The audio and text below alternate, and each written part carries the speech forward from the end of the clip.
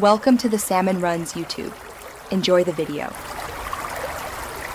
You start by powering the Nano Switch and confirming the controller has at least 50% battery or is on a stable power supply. This prevents mid-process resets. Once done, enable Bluetooth or Wi-Fi on your host device and open the companion app so the device can be discovered. Make sure your host's OS is up to date and the cable you use transfers both power and data. This avoids driver confusion and speeds up the initial handshake when you begin pairing. You now place the Nano Switch into pairing mode by holding the mode button for 3 to 5 seconds until the LED flashes. This exposes its Bluetooth or Wi-Fi beacon. Next, in the companion app, choose Add Device, select the Nano Switch from the list, and enter the PIN if requested to authenticate. This step establishes trust.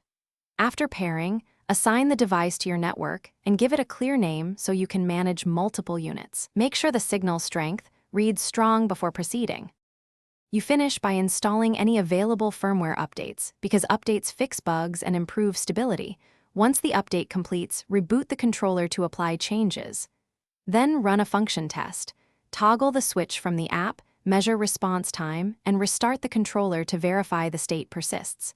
If all checks pass, document the device name, network, and physical location. If connectivity fails later, power cycle the controller first and then reinitialize pairing. This simple Thanks for watching. Consider subscribing if we helped you.